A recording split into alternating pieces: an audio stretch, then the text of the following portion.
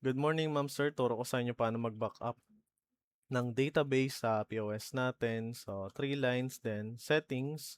Then pinakababa po, backup and restore. So, importante po to. Pwede nyo gawin to weekly, monthly.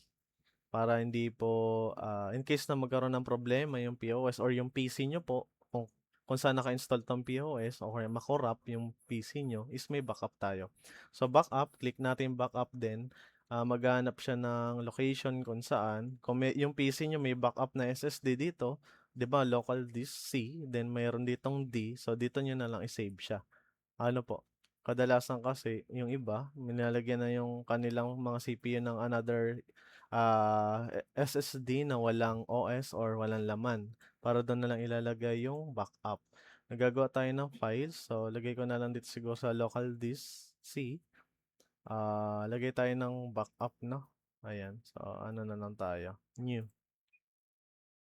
New folder. So, POS DB o database backup. Backup. Yan. Enter. Then enter. Then save po natin to. Save.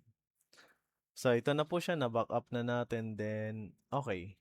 So, check natin kung na-save po siya, no? So, sa local disk C, POS backup. Ay, ito. Ito na siya. Hindi nyo to mabubuksan, no? Dahil ito, gagana lang sa POS namin, no? Backup nyo lang po yan. Para in case na magkaroon ng problema, nandito pa rin sa backup na to or database na to, lahat ng laman ng POS natin. Then, kung nasira naman po itong reinstall ulit. So, i-restore lang natin to para bumalik lahat yung laman sa panibagong PC. Ano po? So, yun lang naman po, ma'am, sir. Hopefully, nagustuhan nyo tong video na to. Thank you so much po.